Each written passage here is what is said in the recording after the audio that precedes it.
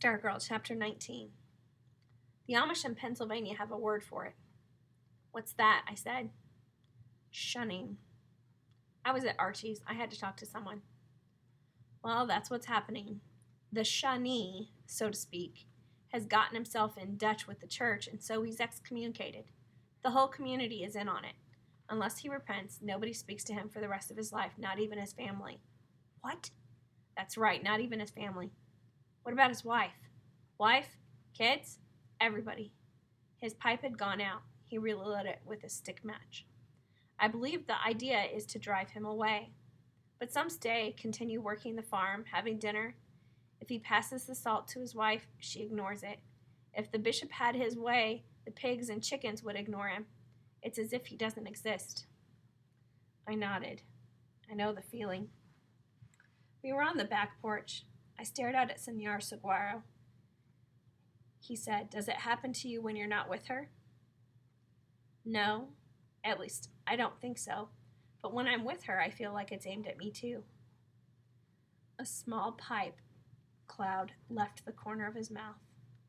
He smiled sadly. Poor dolphin, caught in a tuna net. I picked up Barney, the Paleocene rodent skull. I wondered if someone would be holding Cinnamon's head 60 million years from now. So, what should I do? Archie waved his hand. Oh, well, that's the easy part. Stay away from her. Your problem's kaput. I sneered. Great advice. You know it's not that easy. He did know, of course. But he wanted me to say it. I told him about the Valentine, the night in her driveway, the walk in the desert. The question that came to mind then sounded silly, but it persisted. Do you believe in enchanted places? He took the pipe from his mouth and looked straight at me. Absolutely. I was confused, but you're a scientist, a man of science, a man of bones. You can't be up to your eyeballs in bones and not believe in enchanted places. I looked at Barney. I ran my fingertip along the hard line of his 2-inch jaw, rough like a cat's tongue. 60 million years in my hands. I looked at Archie. Why can't she be... He finished for me. Like everybody else. He stood up and stepped down from the porch and onto the desert. For his backyard, except for the shed where he kept his digging tools, was the desert. Nature did the landscaping. I put down Barney and joined him. We ambled toward Senor Saguaro. Not like everybody else, I said. Not exactly. Not totally, but Archie... I stopped, and he stopped.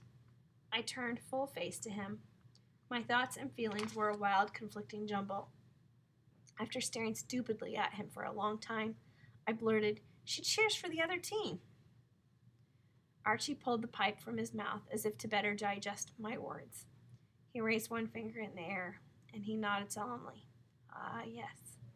We resumed walking.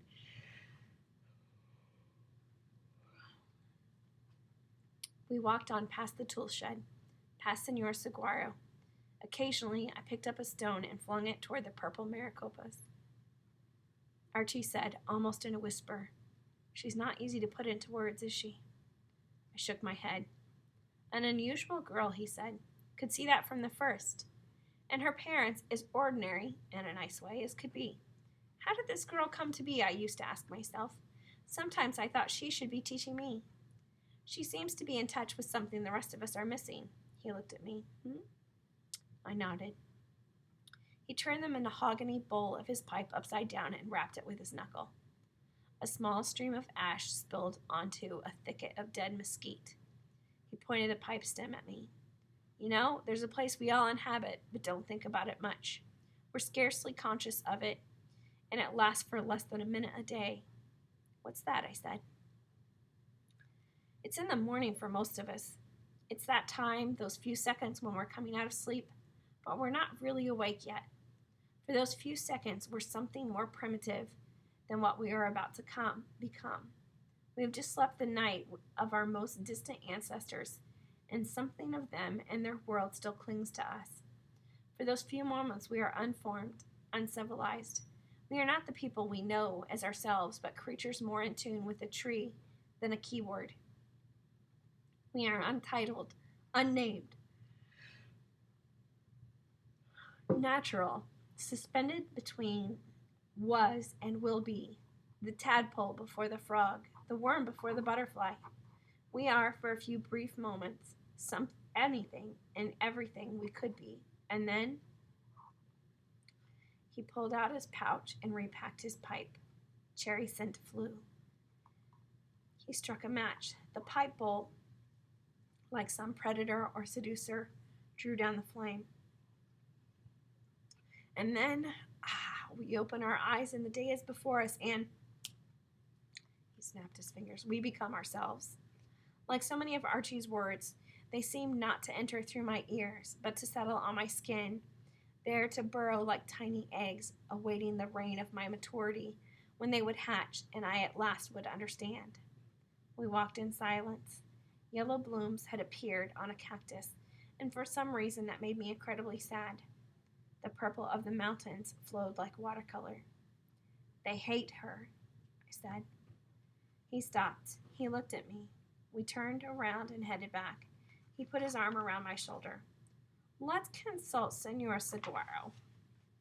Shortly we were standing before the derelict giant. I never understood how the senor managed to convey a sense of dignity, majesty even, considering his rickety see-through skeleton and the ridiculous leather crumple of his hide about his foot, his full-on breeches. Archie always spoke to him with respectful formality, as to a judge or a visiting dignitary. Good day, Senor Saguaro, he began. I believe you know my friend and charter member of the Loyal Order of the Stone Bone, Mr. Borlock. He whispered an aside to me. I'm a little rusty, but I think I'll use Spanish now. He prefers it on delicate matters. He turned back to the cactus.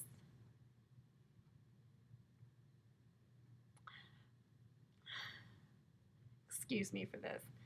Parece, Señor Borlock, aquí la víctima de una shunning de sus compañeros estudiantes al vecino. El objeto principal del shunning es el enamorada del Señor Borlock, nuestra propieta señorita Nina Estra. Estas buscas lupagnatas. As Archie spoke, he looked up toward the owl hole. Now he looked back at me and whispered. I asked for questions. Questions, I whispered. What about answers? But he was turning from me, tilting his head toward the great cactus, his finger on his lips. Shh. His eyes closed. I waited. At last he nodded and turned back to me. The esteemed senor says there's only one question. What's that? I said. He says it all boils down to this, if I'm translating correctly. Whose affection do you value more, hers or the other's? Senor says everything will follow from that. I wasn't sure I understood the senor any more than I understood Archie half the time, but I said nothing, and I went home. In bed that night, as the moonlight reached high tide under my chin, I realized that in fact I understood the question perfectly. I just didn't want to answer it.